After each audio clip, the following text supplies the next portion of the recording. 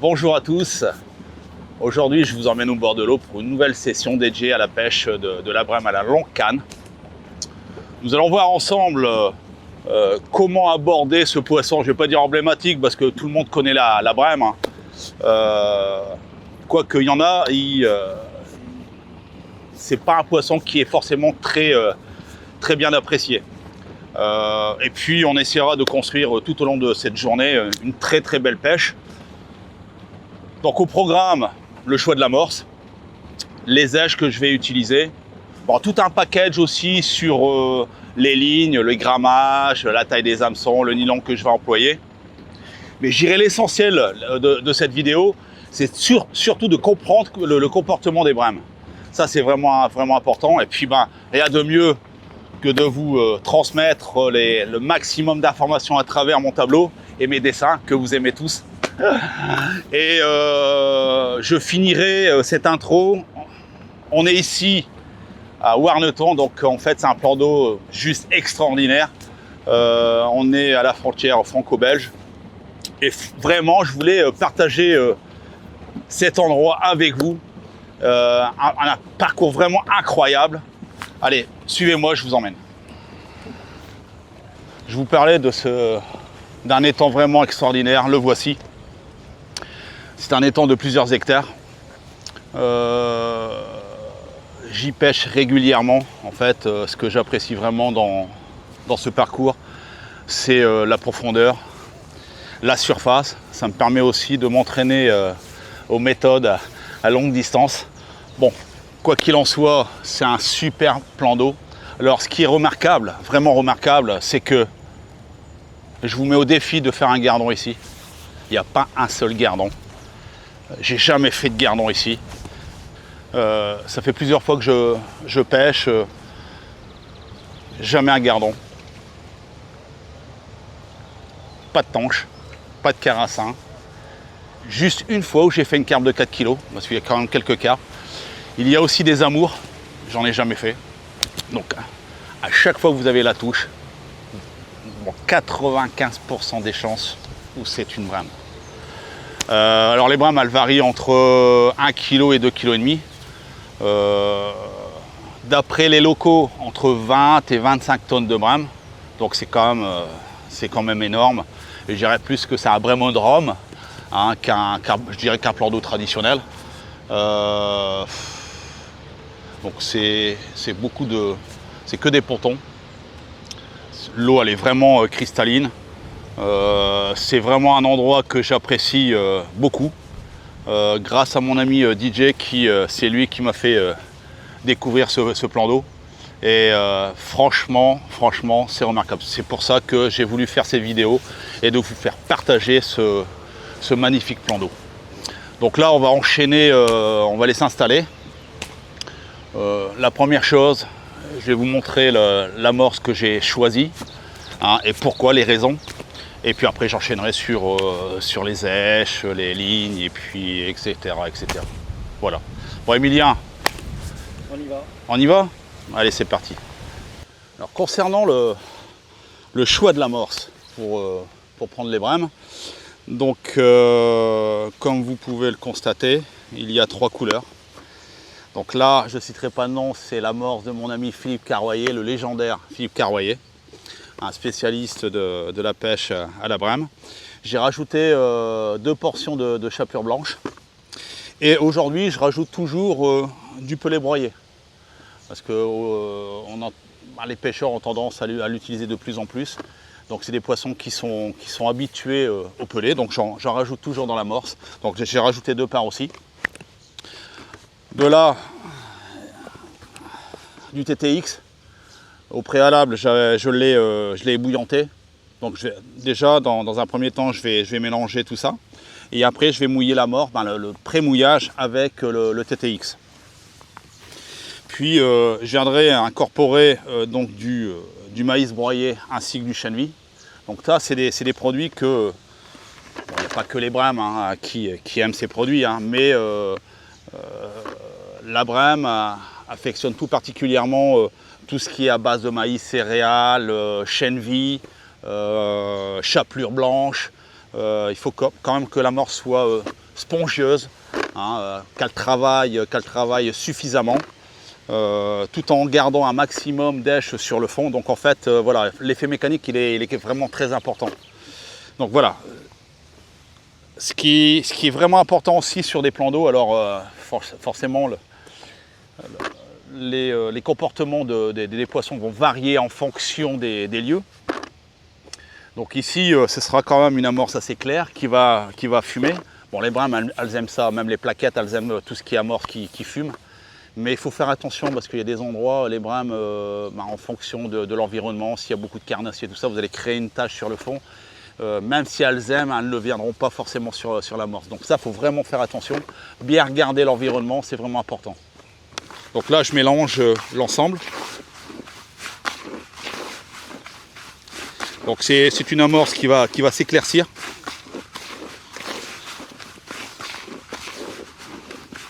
Donc là, ce qui est vraiment important, c'est le mouillage. Faut y aller progressivement.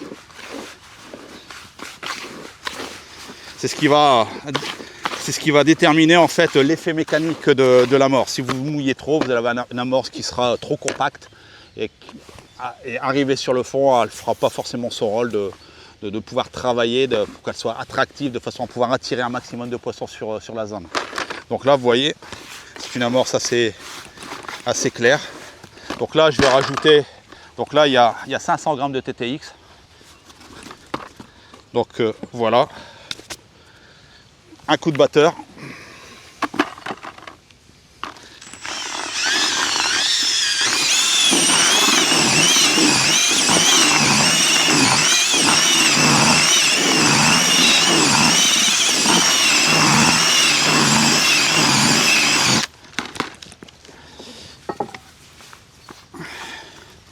Donc voilà, ça c'est mon pré-mouillage. Voilà, ça c'est un pré-mouillage. Donc toutes les particules vont quand même absorber l'humidité. Donc il arrivera un moment, au bout de quelques minutes, au bout d'entre 5 et 10 minutes, vous regardez l'état de l'amorce. Vous allez voir qu'elle va devenir un peu plus sec. Donc là, il faudra rajouter un apport d'eau de façon à pouvoir apporter un maximum d'eau dans les particules. Donc là aussi, il faut bien jouer, il faut connaître l'amorce. C'est pour ça que je dis souvent, il faut y aller progressivement pour vraiment avoir la texture parfaite. Donc là, on va laisser agir. Il ne faut pas oublier aussi que je vais incorporer, là, beaucoup de pêcheurs font l'erreur, ils disent que bon, ça y est, l'amorce elle est bien mouillée, tout ça, mais il ne faut pas oublier, c'est que vous allez, moi personnellement, je vais rajouter du maïs broyé avec du chènevis. Donc il y a quand même aussi un apport d'eau que vous allez rajouter dans l'amorce. Donc là aussi, il faut faire attention. Faire attention aussi, c'est je vais mettre du terreau coupé. Là aussi, il y a toujours, malgré que je l'ai rincé, il y a toujours un apport d'eau. Donc si vous ne faites pas attention, vous allez, sans vous en rendre compte, modifier la texture de l'amorce. Donc tout ça, c'est des petits points qu'il faut prendre en compte. Donc là, j'ai fait le pré-mouillage. On va laisser agir. Et puis, on va enchaîner tout de suite sur la partie des lignes, la taille des hameçons, le nylon et puis le grammage que je vais utiliser pour la pêche d'aujourd'hui. Concernant les lignes que je vais utiliser pour la pêche à la brème, donc il y a 3 grammages. 0,30, 1,20 g, 1,50 g. La première ligne, le flotteur que j'adore, que tout le monde connaît, les tempêtes. Alors grammage 1,20 g. Alors ce que j'aime, c'est que c'est bon, déjà la forme, la tenue du flotteur, elle est juste exceptionnelle. Bon, l'antenne, c'est une antenne relativement fine. Donc pourquoi je l'ai choisi de façon à, même s'il y a énormément de brèmes, on peut tomber sur une journée où les brèmes elles sont vraiment difficiles à prendre. Donc le fait est de mettre une petite antenne très très fine, ça permet de pouvoir déclencher plus facilement les touches et d'avoir moins de refus. En termes de nylon, j'ai mis du 14 centièmes corps de ligne. Alors quand je dis corps de ligne, c'est la partie où on retrouve le flotteur et la masse de plomb. Et le bas de ligne, ben, en fait, c'est ce que je viens rajouter avec l'hameçon. Donc en bas de ligne, j'ai mis du 10 centièmes. Donc là, c'est une ligne qui va me permettre, en cas de pêche très compliquée, de l'utiliser. Avec un hameçon de 18, fin de fer.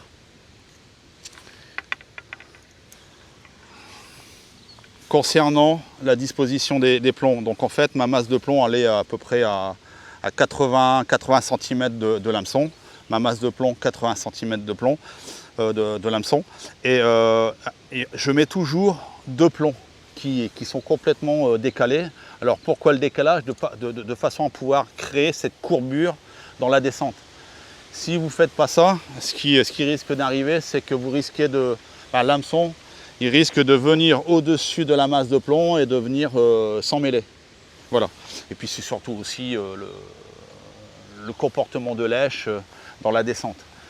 Pas oublier, c'est qu'ici, sur cette place-là, il y a 3 mètres de fond. Donc si vous décalez pas de quelques plombs de façon à pouvoir créer cette courbure, ben déjà d'une, le comportement de lèche n'est pas naturel. Et de deux, vous risquez d'emmêler.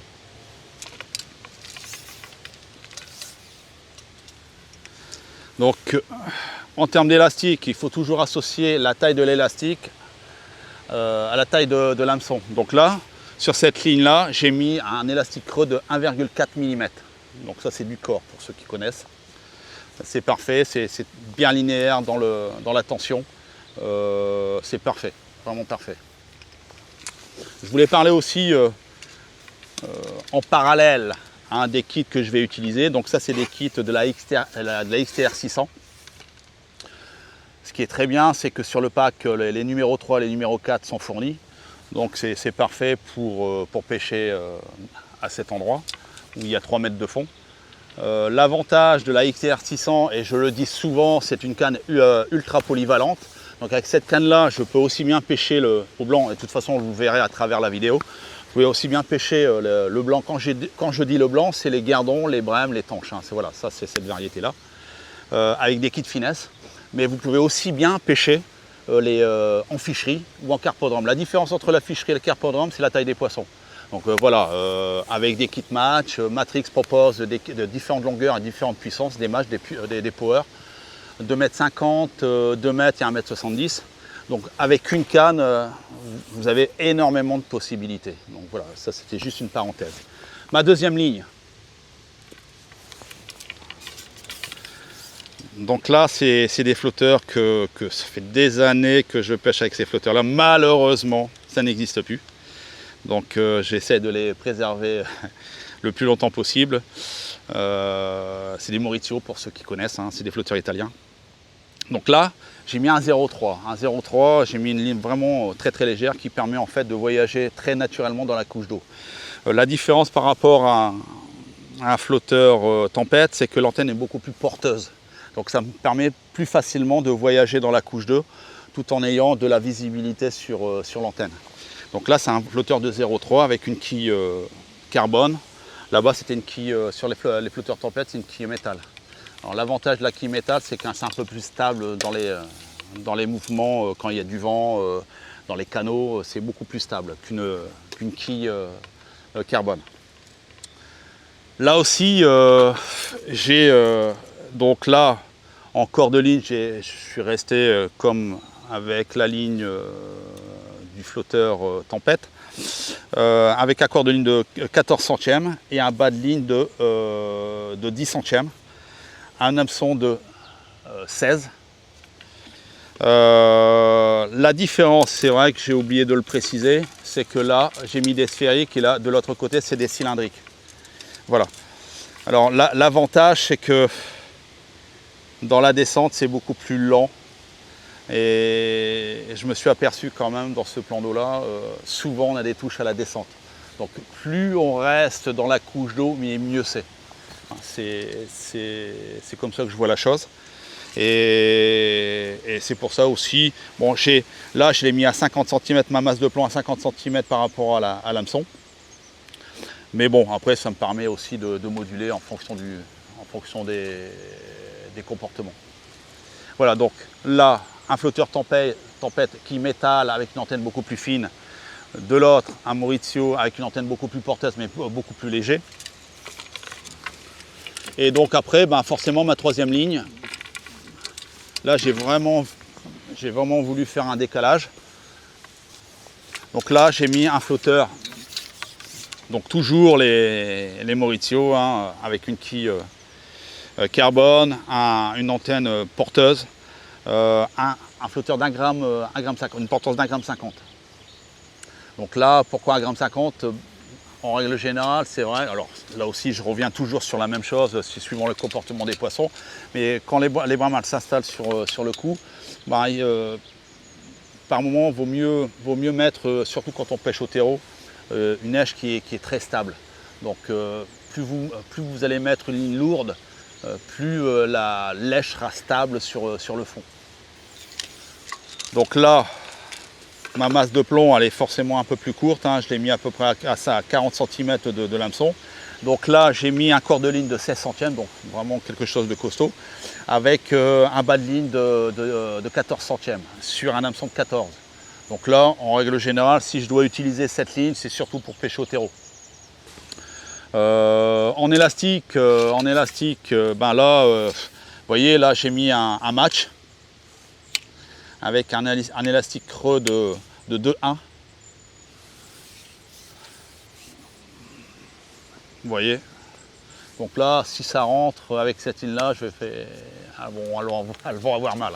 Ça, c'est clair. Voilà. Ça, c'est mes 3 lignes que je vais utiliser tout au long de la journée. Et essayer de moduler en fonction des comportements. Donc là j'ai fait un pré-mouillage, je vais faire un mouillage, je vais regarder un petit peu la texture de l'amorce. Et puis après on passera à la topographie du fond, sonder. Je vous montrerai un petit peu comment moi je perçois la chose. Et puis après on finira aussi par la présentation des éches.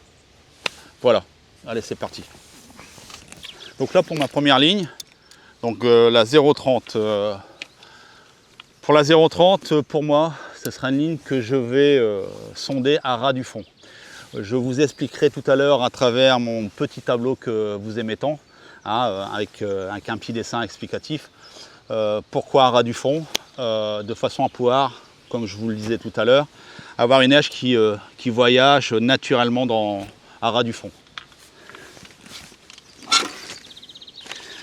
Donc là, ici, il ne faut pas oublier, et je le dis souvent, quand vous sondez, c'est perpendiculaire.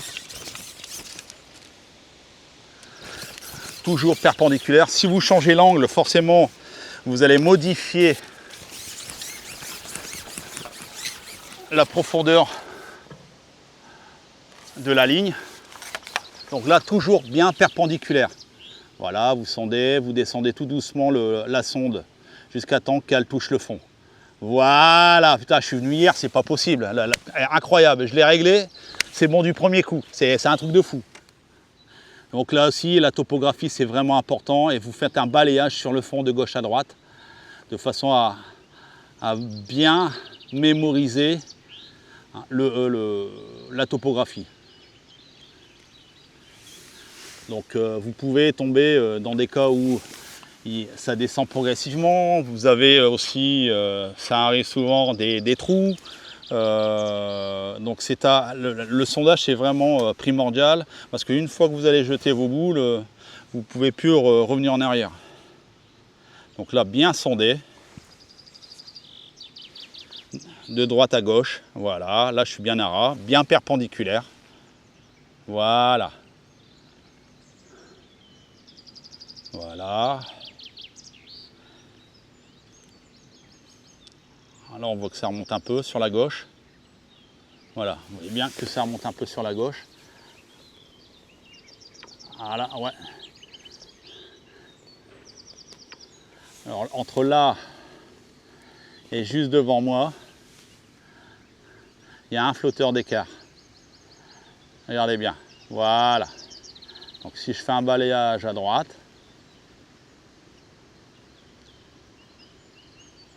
donc en fait, si je remarque bien, c'est qu'à ma droite aussi ça remonte. Là, on est dans une cuvette. On est juste dans une cuvette. Voilà. Donc mes boules, je vais les mettre dans le trou. Voilà, je vais les mettre dans le trou. Je vais toujours aussi sonder en retrait.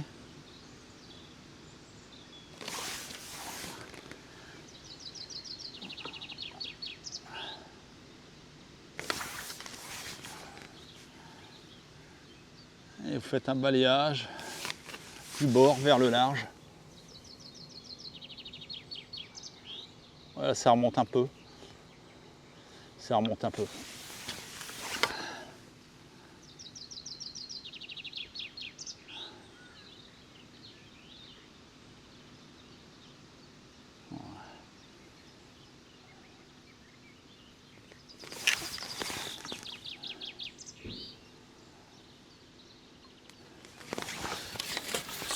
Donc on va laisser cette ligne à ras du fond.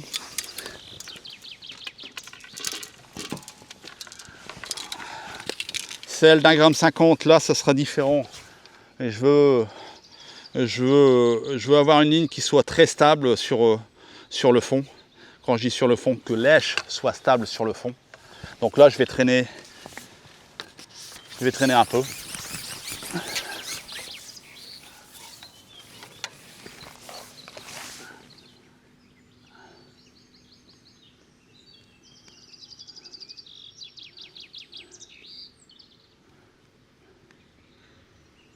Voilà un flotteur, hein, je ne regarde pas, hein, un flotteur. Ce sera une ligne qui va me permettre d'être un peu plus stable et plus précis sur les boules.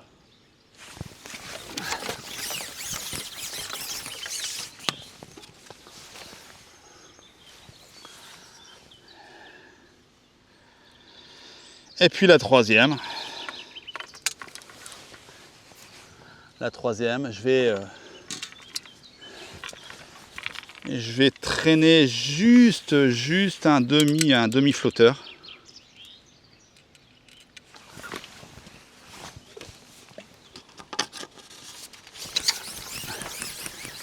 Donc là c'est un flotteur avec une antenne très fine. Bon, c'est sûr, pour pêcher, on pêche pas au terreau avec ce style de flotteur, hein, c'est plus à l'asticot.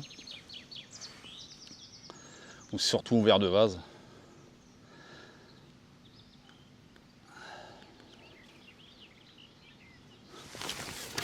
Donc là, il n'y en a pas assez.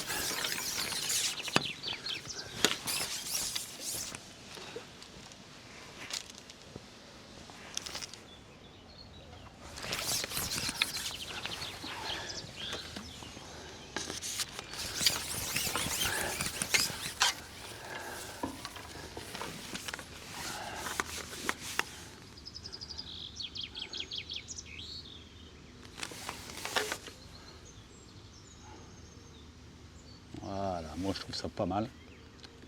Donc là on peut s'apercevoir que plus on s'éloigne vers le large, moins il y a de fond. Donc là, il faudra bien mettre les boules juste comme il faut. Pas trop serré, parce que si vous serrez trop, ce qui risque d'arriver, c'est qu'une fois sur le fond, ça risque de descendre.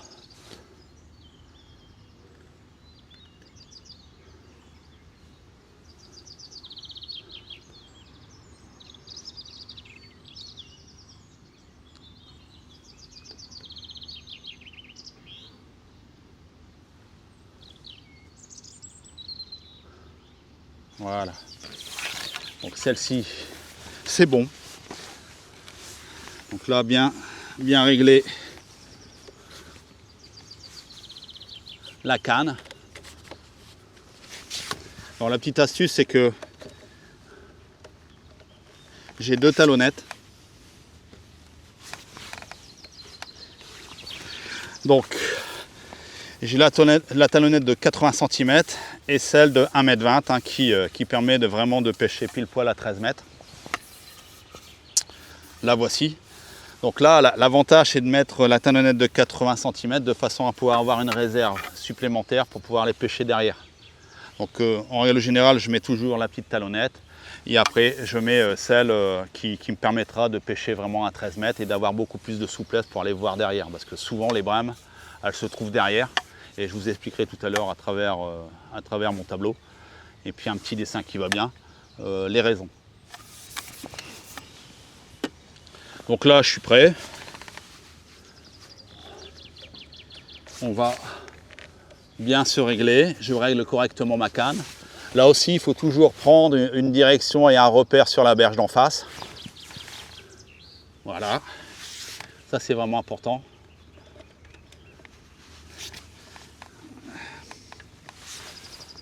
Voilà. Ça, c'est prêt. Je vais regarder l'amorce. Voir si elle est prête. Et puis, on va amorcer. Allez, c'est parti.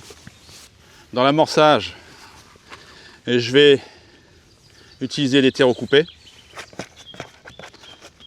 Voilà, je vais utiliser des terreaux coupés, des asticots morts, donc de couleur blanc et rouge.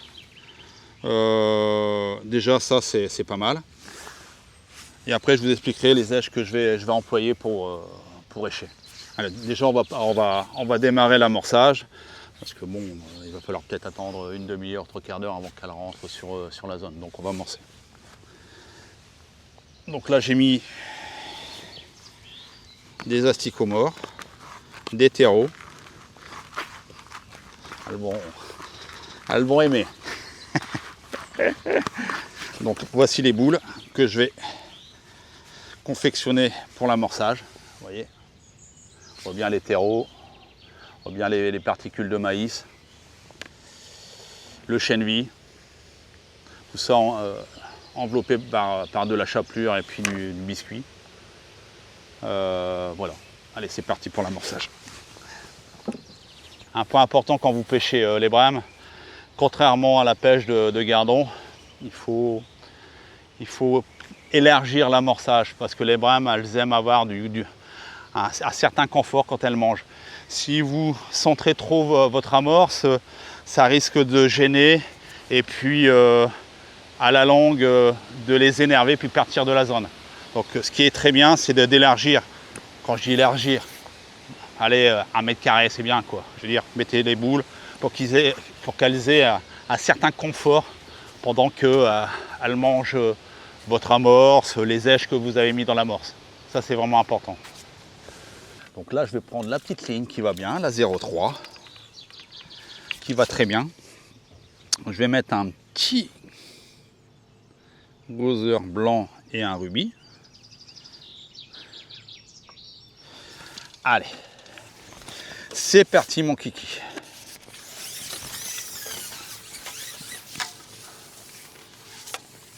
Allez, c'est parti mon kiki.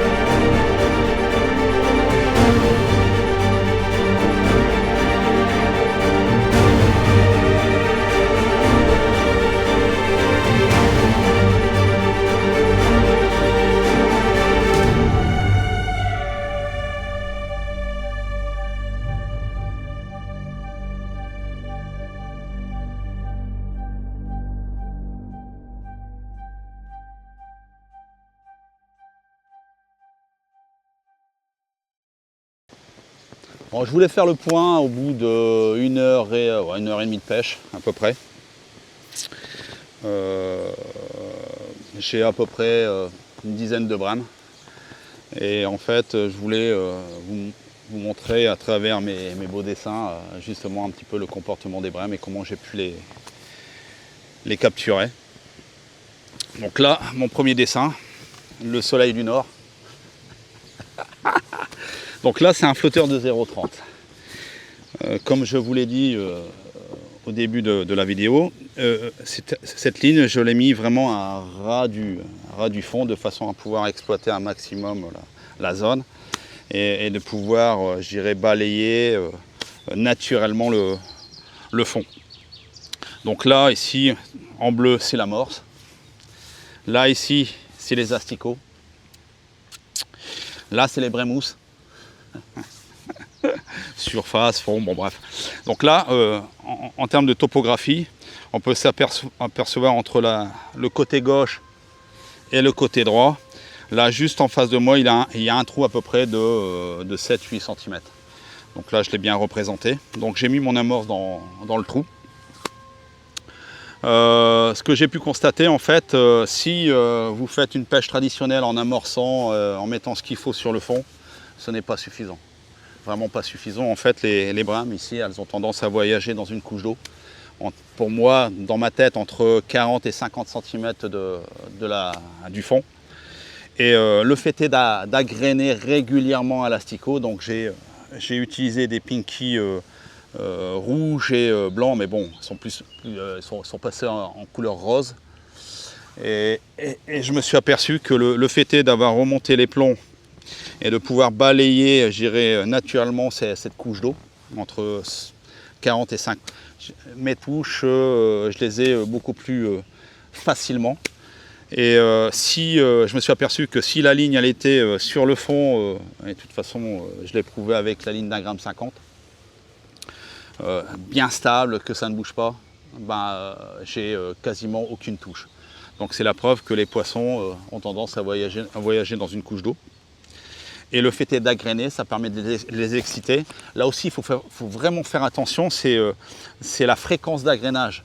Parce qu'il faut positionner, je dirais, de la bonne manière et au bon moment la ligne, de façon à pouvoir exploiter cette couche d'eau. Parce que quand vous agrénez comme ça, il y a quand même 3 mètres de fond. Quand vous agrénez, il faut penser que les asticots se retrouvent à une certaine distance du fond. Et là, il faut justement positionner la ligne de façon à pouvoir exploiter cette zone d'accoutumance. C'est là où il y a la zone d'asticot. Et c'est là aussi les brames qui vont venir chercher justement ce qui voyage dans la couche d'eau. Donc là, je dirais que c'est la ligne qui marche le mieux. Donc ce que je disais tout à l'heure, là c'est ma ligne d'1,50 g avec une traîne à peu près de 10-15 cm. Donc beaucoup plus stable. Là j'ai mis l'amorce. Donc là je vois bien qu'on est on pêche dans le trou. Aucune touche. On voit bien que par moment on voit le flotteur qui remonte. Ça prouve bien que les poissons sont dans une certaine couche d'eau. Et le fait est de passer à proximité de ma ligne, ont tendance à venir appuyer sur la masse de plomb et le flotteur il remonte, vous ferez dans le vide. Alors vous apprenez. Voilà. Donc là, je dirais le gros point positif, c'est une ligne très légère, les plombs très très hauts, de façon à pouvoir exploiter tout doucement cette couche d'eau là, et le plus naturellement possible. Et ce qui marche le mieux, c'est asticot blanc avec des rubis. Voilà.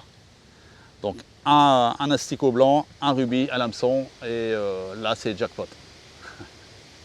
Voilà, donc j'ai 1h30 de pêche, à peu près une dizaine de brames. On va continuer. Là, j'ai malheureusement, j'ai piqué certainement une carpe ou un amour. J'aurais vraiment aimé la voir pour vous présenter ce poisson, mais bon, elle était au-dessus. Donc à un moment donné, je pensais avoir cassé, mais en réalité, elle m'a rétendu l'hameçon.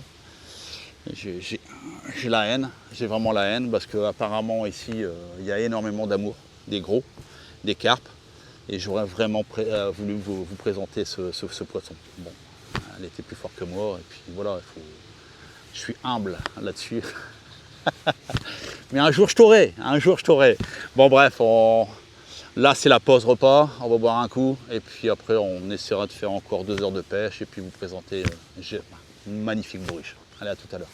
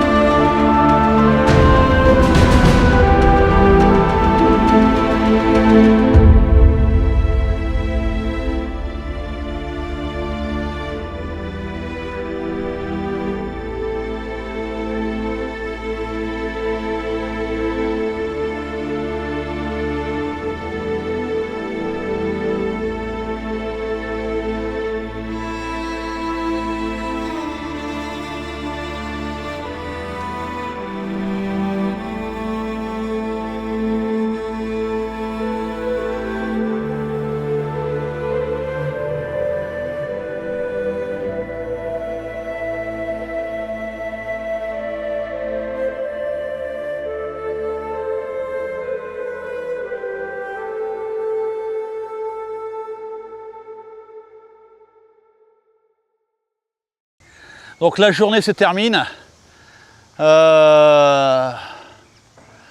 sous un soleil éclatant. Ça fait 6 mois qu'il n'y a pas plu. Emilien y arrive et il pleut. Voilà. Bon bah ça fait du bien quand même, hein, Emilien. Bon, je voulais faire le point de cette journée. Sur la pêche, l'intitulé de cette vidéo, la pêche à la brème à la longue canne. Donc ce que je disais au départ, en fait l'élément essentiel c'était de comprendre un petit peu le comportement des brèmes. Il ne faut pas oublier qu'entre 20 et 25 tonnes de brèmes dans ce plan d'eau. Magnifique domaine. Je voulais donc là au départ, là, ma première synthèse concernant au bout d'1 heure et demie de pêche où j'ai fait une dizaine de brèmes, où je pêchais très léger avec un agrénage assez soutenu. Bon effectivement après j'ai changé mon fusil d'épaule avec Emilien bien sûr. Et on s'est dit on va essayer de centrer un peu plus. Donc ce que j'ai fait, c'est j'ai fait des rappels à l'amorce en compactant comme il faut l'amorce avec les asticots morts qu'on voit ici. Hein, donc c'était des asticots morts de couleur blanc et rouge. De là, j'ai essayé de calmer un petit peu tout ça, je dirais la folie qu'il pouvait y avoir, j'imagine sur le fond, parce que énormément de fausses touches, le flotteur qui remontait, qui coulait, on ferrait dans le vide. Donc j'ai calmé un petit peu la chose. Et bizarrement, contrairement à la première heure, on a pêché beaucoup plus lourd, beaucoup plus centré dans l'amorce, avec la ligne d'1,50 g. Ce qui marchait le mieux, c'était 2 gozer, un rouge et un blanc. Alors j'alternais entre 2 blancs, 2 rouges, un blanc, un rouge. Bon ben voilà quoi. Et puis aussi, on a fait quelques passes aussi au maïs. On a fait quand même pas mal de poissons au maïs. Donc le maïs légèrement écrasé à l'hameçon. Après, vous allez me dire, ouais Fred, t'as pas utilisé de fouillis, de verre de vase, non. Mais non, j'ai voulu carrément changer. Puis bon, je pense que d'ici une décennie ou deux, il n'y en aura plus. Donc le but aussi de cette vidéo, c'est de vous montrer que c'est possible justement avec des asticots, des pinkies, du maïs et des terreaux de faire des belles pêches. Que ce soit les brames ou autres. Et en tout cas, moi j'ai passé un super moment avec mon ami Emilien malgré le temps pluvieux. Ça c'est le regret aussi, c'est tout à l'heure, je pense que c'était une carpe. J'aurais vraiment aimé la voir, mais bon, bien sûr que j'avais pas mis la bonne ligne. C'est toujours comme ça. Là, dans quelques minutes, je vais vous montrer ma bourriche de brames. C'est uniquement des brames. Je n'ai pas fait de gardon, je n'ai pas fait de tanche, je n'ai rien fait d'autre que des brames. Là aussi, un dernier point que je voulais aborder, parce que certains diront je pêchais avec beaucoup de bannières. Alors, beaucoup de bannières, c'est voulu. Pourquoi? Parce que quand on pêche la brame, en règle générale, déjà, on en met un peu plus en surface. Bon, surface, quand je veux dire sur le fond. Et puis les brames, elles ont tendance aussi à se décaler. Alors c'est malin parce qu'il y en a toujours quelques-unes qui viennent dans le tas d'amorce, qui balayent l'amorce pour faire remonter les particules. Alors pour le peu qu'il y ait un petit courant ou alors le fond soit légèrement descendant, les particules auront tendance à descendre. Et le fait est, si vous avez de la bannière trop courte, vous ne pouvez pas aller dans la zone où elles sont. C'est pour ça que volontairement, j'ai mis beaucoup de bannières de façon à pouvoir exploiter un maximum la zone. Et puis voilà, écoutez, c'était top. J'espère qu'à travers cette vidéo, vous avez pris beaucoup de plaisir. En tout cas, moi, j'en ai pris beaucoup. Et puis, n'oubliez pas de vous abonner sur la chaîne Matrix Fishing TV, riche en conseils, super vidéo faite par mon ami Emilien. Franchement, si vous voulez progresser, et c'est totalement gratuit, je vous conseille vraiment de vous abonner. Bon, Emilien, je montre la bourriche. Allez, je vous montre tout ça.